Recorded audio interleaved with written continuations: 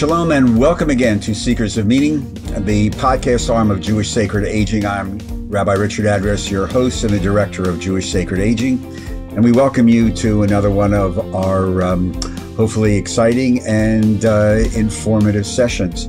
As you know, these podcasts are designed to explore some of the issues related to our own longevity and the implications of the longevity revolution within our own families and our own community. And if you'd like to email me with suggestions or comments on these podcasts, please feel free to do so at rabbiaddress@jewishsacredaging.com. And we are very honored to have with us really one of the truly great pioneers in the American Jewish community, Rabbi Simkha Weintraub, really, without, I think, exaggeration, the pioneer, one of the great creators of the whole Jewish healing movement, recently relocated, made the wise move from New York and has transferred back down here to Philadelphia. Civilization, much better sports teams, although not this year. Anyway, Simkha, welcome. Welcome. It's a pleasure to see you again. We have done some work together in the past. You were responsible for over a quarter of a century for working in the Jewish Healing Movement, the National Center for Jewish Healing out of the New York Board and New York Healing Center. I have to ask you, because you really had this vision, what drew you to create this? I guess personally, I have to say that I knew that I wanted to, during rabbinical school, to also do a social work degree. And I was actually interested in family therapy. And when I stirred those two things together, I was trying to figure out how to integrate them in a way that could help people. And at the time, the four mothers of the Jewish healing movement, Rabbis Amy Eilberg, Rachel Cowan, Nancy Flam, Susan Friedman, were talking about the way that Jews who were suffering were not accessing Jewish spiritual resources. That there were some chaplains, and chaplaincy was actually suffering greatly at that time in terms of funding. But the community itself, the Jewish community itself, did not know what to do with cancer, and certainly did not know what to do with AIDS, HIV/AIDS. And so in the early 90s, we began talking about the need for a Jewish healing center. We didn't have it geographically located initially, but it started to grow both in San Francisco and New York. And ultimately in 36 cities, the Jewish healing program began. And the purpose of it was really, I would say, threefold. One was to help enable clergy and Bikur Cholim volunteers and synagogues in general to more fully address the spiritual needs of people who were dealing with loss, serious illness, or trauma.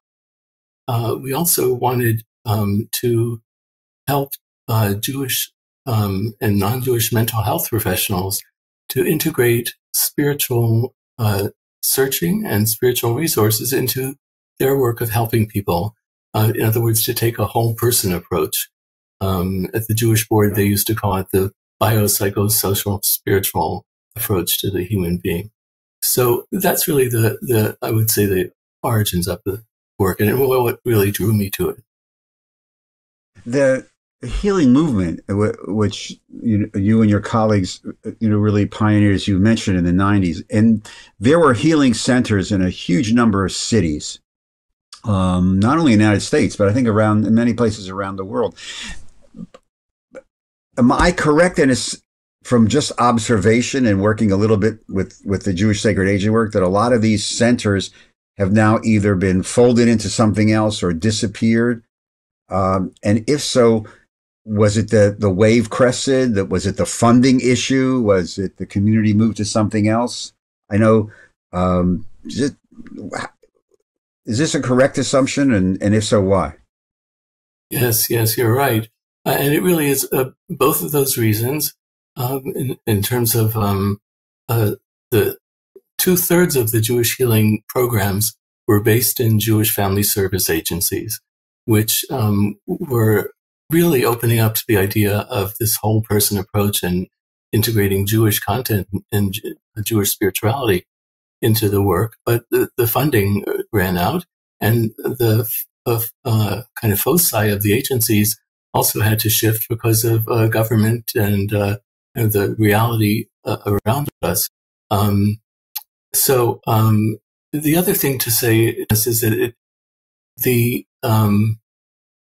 Debbie Friedman's Misha Berach, just to give that one example, was so much of a successful wave to influence really so much of American and other Jewries around the world in terms of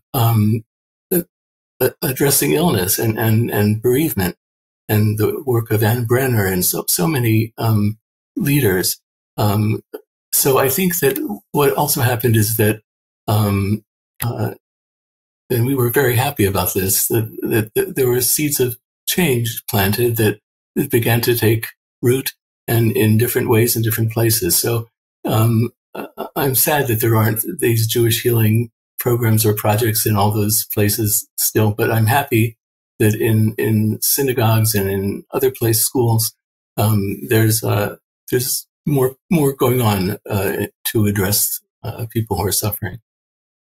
Well, I think the credit that you and that pioneer group deserve, rightfully so, is the fact that you planted all these seeds, and these seeds have grown and matured in congregations and organizations. There's not a congregation that I'm aware of that doesn't have, revitalized Misha Berach prayer on Erev Shabbat or Shabbat morning with the Torah scroll out, and the power of music, where Perry Smilo is supposed to be, I think is up next week on a Seekers of Meaning podcast to really elaborate more about the power of music in the healing process, and the whole explosion of ritual in our rabbinate, in the time since we were ordained. The new rituals workshop that we do is one of the most popularly requested.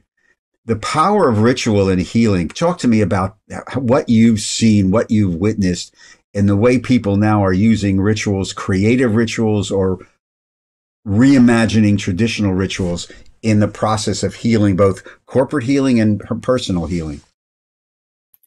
So what I see is that people are being given an opportunity both to draw on very ancient and deep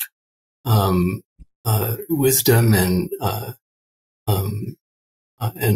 insights, while being empowered to add their voice and have it respected and heard.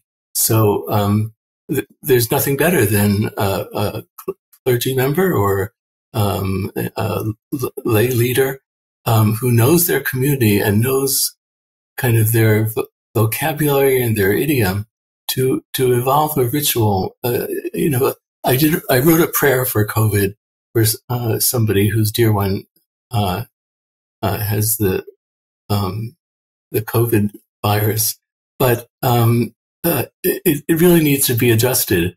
Anything needs to be adjusted kind of locally and with the realities of the community. So I think there is this generating of music and of new music for old verses of Psalms and then the creation of new prayers and it's all. I think that's how it was through Jewish history, and I think I was thinking about the 17th century Ma'avar Yavok, the work by a Kabbalistic rabbi in northern Italy who developed many prayers and rituals for serious illness and bereavement. And I was thinking of one in particular where he took verses from the Torah that had the verb lech, go. And when somebody was very near death, he says to gather 8 friends of the individual who's nearing death and have them say these lines. And he composed a prayer with lines from Psalms and elsewhere, Isaiah, which begins, Lech ki shilachecha Adonai, go, for God has sent for you. And it was an incredible thing to look at now in the 21st century.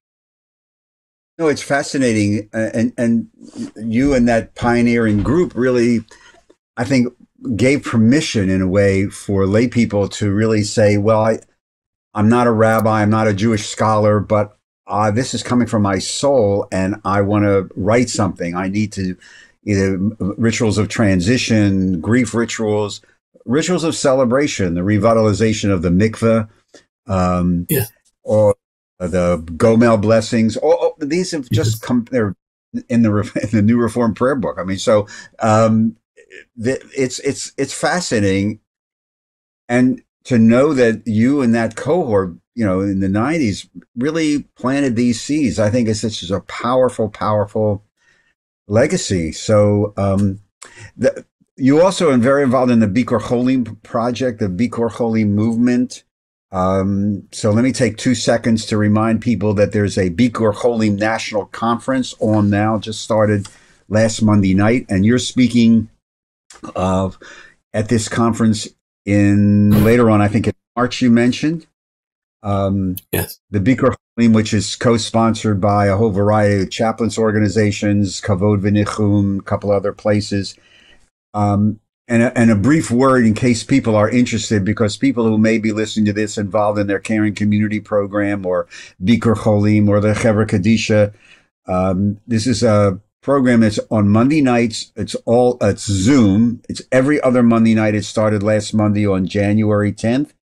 And it's a program to address some of the ongoing emerging challenges from the pandemic, including dealing with long-term problems, compassion fatigue, disenfranchised guilt, grief, which is something I do want to talk to you about as well. The conference registration is $72. There is scholarship money available. And if you want to register for information, register for the conference, go to the Kavod V'Nichum website, which is www.jewish-funerals.org. That's jewish-funerals.org. And you'll be able to catch up to the program, the sponsorship, the schedule, and you'll be able to check out when Rabbi Weintraub is speaking. Grief and the Bikur Cholim. You've done yeoman work in this. You've taught this. You led seminars, JTS, Jewish Theological Seminary, physicians, organizations. I asked this of somebody else whose podcast is coming up in a couple of weeks. Simcha, do we do grief well in the United States of America, in Western civilization? Nope. Hey, good. I mean, I think we're on a journey now. I think that there was a time when our society was really death denying and grief aversive, and the Jewish community included in that. And I think that's another thing that's shifting with Reimagine and with other projects and things I don't even know about. There's a real opening up to the need to talk about death and to take people's experiences seriously, their experiences of dying and losing someone. And so I think there's a real shift there, and plus a real understanding of the death is not just a medical process and not just a individual personal one, but it's an interpersonal one, and it's certainly a spiritual one, and there can be accompaniment, and there needs to be accompaniment, not just of the corpse, but of the person as they're actively dying, and certainly of the family members and friends. So I think there's a real opening now in the Jewish community and general community as well. we're still living through this pandemic. And you did some work in teaching and organizing around these issues post 9/11, which was a national trauma. I'm now convinced that what we're living through with this pandemic now for 2 years is also a not only national but global trauma, which we're going to be living with for years. Am I wrong to associate the word trauma to what we've lived through in these last 2 years? It's absolutely the word. The nature of something coming from left field and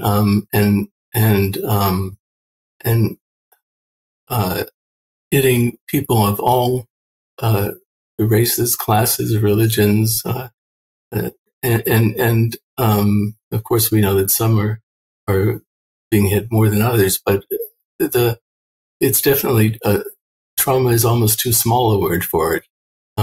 It's because it's continuing and compounding itself. There was just a piece in the Times about prolonged grief. There's a new name that the DSM-5 or whatever has given to complicated grief, or to now they're calling it prolonged grief, and that's interesting. But the whole article didn't have the word spiritual once, not once in the whole article, and so I wonder how successful a social worker or a psychiatrist, a psychologist can be without being aware of the overwhelming nature of this pandemic in terms of the sense of the universe and the sense of time and life and meaning and belief. I mean, it's really pulling the rug out from all of that, and I think that's a trauma. That's a compounded trauma. Well, the fact that you're an LCSW social worker in addition to ordination, and this is sort of like worked its way through your entire rabbinate. I just want to ask your opinion on something, because we're picking this up in our work in Jewish sacred aging, the impact of this now 2-year trauma on clergy. Have you done any work with clergy? Because I'm picking up a tremendous amount of I've had it. You know, I'm burned out. I'm and stress, and especially people dealing with younger children and families and their job and their career and the congregation or their organ. And it's like, I can't. Have you picked up, or are you working with any of this? Oh yeah, a great deal. The typical exchange for me now is, or a rabbi will contact me by email or by phone, and say they want to talk about responding to the COVID reality or to the newest variant. And my first question is, what are you going through? And they'll tell me what the congregation is going through, and I'll say, no. What are you going through? And what are you dreaming about at night? What are you sleeping at night? You know what? And so I think we haven't. We're behind we're behind in terms of not being helping people be prepared for. Not that you can fully prepare, but at least have the right tools to generate a sensitive and adequate response. But it's interesting. I'll just tell you. I think this is okay to say. I went to my first meeting of the Greater Philadelphia Rabbinical Assembly region, and I went with the purpose of joining and being with colleagues, but also I wanted to push the work with Afghan refugees that I was hoping that many congregations would take up. And they were very willing to talk about that. But then I got an email saying, would you lead a workshop on COVID and the trauma? I hadn't mentioned it, but that's what people need. And I think not that we can put aside the Afghan refugees, but I think we need really to help one another sort out what this is, what's happening. Yeah, I think this impact is really going to have a significant impact on clergy across the denominational lines, especially congregational clergy, who in many cases are just dealing with so much by themselves, or they may not have a huge staff.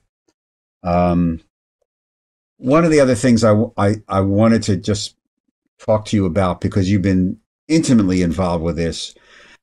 As we were talking before we started the podcast, there was an article last month in December in the New York Times. I think it was a Sunday New York Times. Very, very disturbing article about the dark web and youth suicide. It is a long 3 or 4 or 5 page article just detailing how these kids get sucked in, and you're involved with a group called Nakom Shalom, which you still either run or are involved with, that deals with suicide and youth suicide. Talk to me about what you're seeing. Talk to me, first of all, let people know about this group and also this other program you're involved with parents, correct? Yes. So what are these groups? How will somebody contact you if they're interested, if they're being touched by this? And then talk to me about this, what you're finding in with this whole explosion of youth suicide. So unfortunately, in the Jewish community, as in the general community, it is absolutely true that there's an epidemic of suicide among young people, but also apparently among the elderly. Right. The latter is not often reported. So in 1999, December of 1999, we launched Nakom Shalom. I had lost an aunt to suicide, and at age 74, and a woman came to see me and discussed her father's suicide, which she didn't know about her whole life. She knew he died when she was 2, but she was told, of course, it was a heart attack. And then, as she put it to me, when she was finally told by her mother, like on her deathbed, that her father had taken his life, she said that her life both fell apart and came together in that one instant. And so we founded Nakom Shalom, and over the years, there have been all kinds of Jews taking part and non-Jews as well. And it doesn't matter that there's a Hasidic couple in the room and secular Jews and non-Jewish people. The commonality of this tragedy and this trauma of suicide is really a really important connection for all of them that they don't have outside. That it's still so stigmatized, as is mental illness, and so people are very alone with their burdens, and so Nakom Shalom has been really powerful for me and really meaningful. And incidentally, I co-lead it with Dr. Adina Greenberg, wonderful psychologist and bereavement counselor, who is originally from Philadelphia. Nakom Shalom, if people are interested, they should certainly email me at syweintraub@gmail.com. My first initials, syweintraub@gmail.com. And the other group that I'm continuing with is bereaved parents who lost a young adult child. In that group, which is very strong, there are people who lost children between 16 and, say, 26, who died all unexpectedly of a mysterious virus years ago, or of a drowning, of a seizure during the night, and a couple of overdoses, and unfortunately, we're getting a lot of calls about fentanyl overdoses, and again, they feel very alone and alienated in the community, because people don't mention the name of their son or daughter. People don't know what to say. People, have talked about friends crossing the street and not calling, so these support groups are very important, and we do integrate into them as appropriate stories or holiday-related material as we approach Jewish holidays, or poetry, religious and secular, and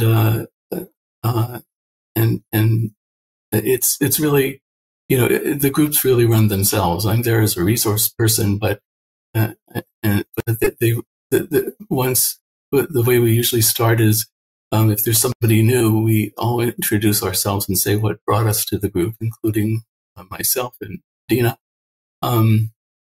But we then have a minute of not speaking, because the truth is that any one of the stories is far beyond words, and so we take a minute not to speak, and then usually somebody has something to put on the table right away, and they're off and running, and there's a lot of humor in the room. I wanted to say that it's interesting what an important spiritual resource that is. Sometimes it's dark humor, but sometimes it's just the need to laugh at absurdity. So I'm really honored to be continuing with both groups in my retirement.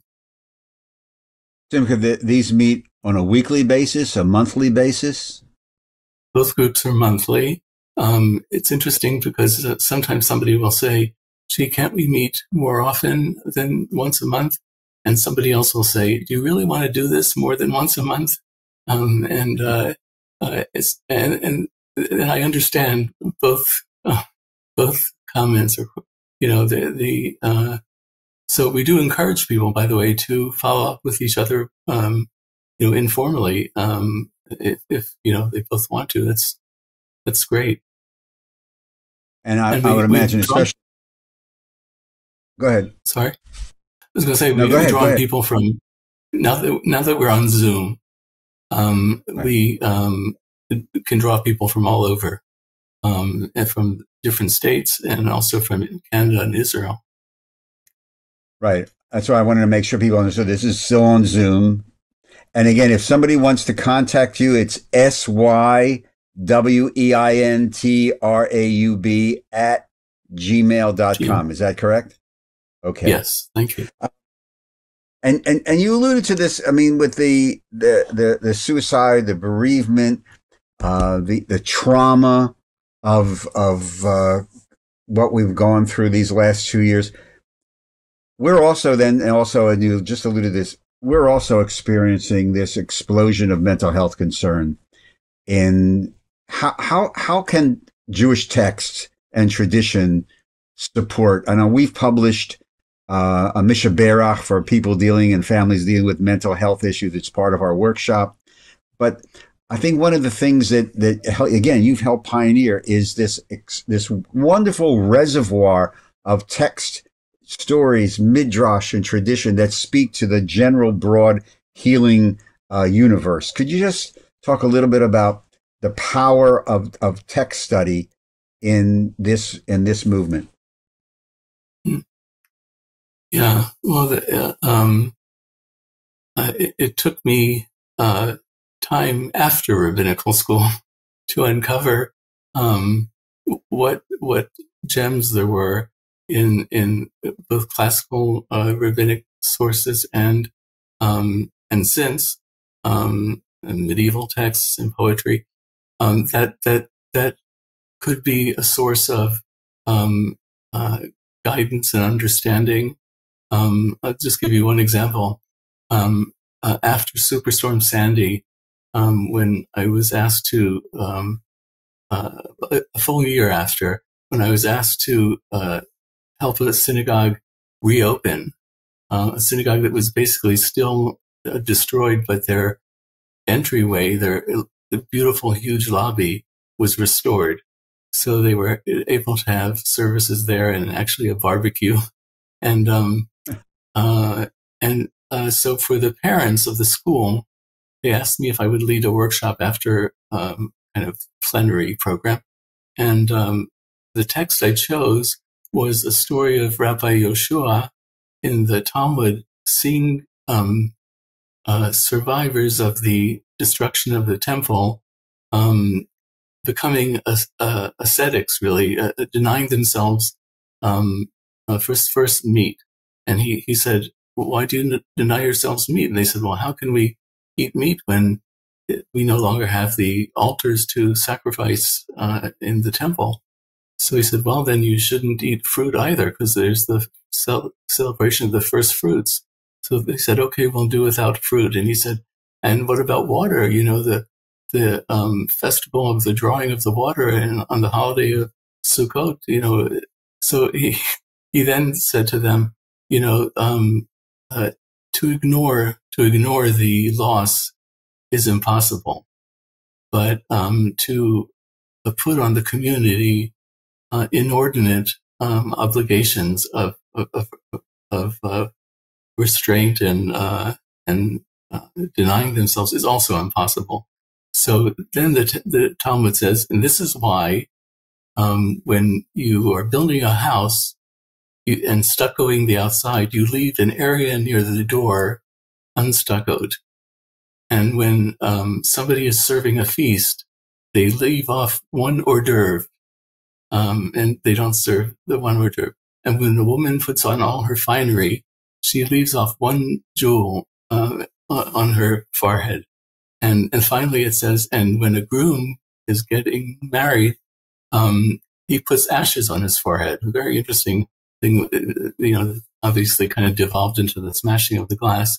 But these were all ways of incorporating the trauma into daily life and into ongoing life. So with these parents who were trying to figure out what to do with this and with their kids, they decided actually to have a mezuzah making workshop where and actually it was led by a survivor of the Holocaust, a man in his 80s who was an artist. And he led a workshop for making mezuzot, both for homes and for the shul. And so it just was a wonderful experience, and just an example of how to incorporate the wisdom of our Jewish library into the work of this was actually a celebration, but we needed to figure out a way to integrate a tradition that can seem very foreign and very unrelated, but all you have to do is build a bridge to it, you know, and it kind of responds and builds a bridge back to you. Rabbi Simkha Weintraub, thank you for just your wisdom and your passion, and into helping to teach the American Jewish community about the richness of our tradition as it relates to healing and the human being and the presence of the sacred in those relationships. So thank you. And welcome to Philadelphia. Stay healthy, stay well, and hope to see you not on the expressway. Stay off the expressway. It's crazy, but at least Midtown Avenue at some meeting when things open up a little bit. Simkha, thank you very much. Take care. Thank you. Thank you. To all of you, again, thank you for watching today's edition of Seekers of Meaning, the TV show and podcast of Jewish Sacred Aging. Remember, the show is available also on the Roku streaming network, and if you have a question about what that is, ask a grandchild. They'll be happy to explain everything to you. If you'd like to make a tax-free donation, which is deductible, to further our work, go to the website homepage, jewishsacredaging.com, and scroll down to the donate button. Click it and just follow the directions. We really do appreciate your support. Seekers of Meaning is produced at the Broadcast Center of Lubetkin Media Companies in Cherry Hill, New Jersey, and a shout out to our producer, Steve Lubetkin.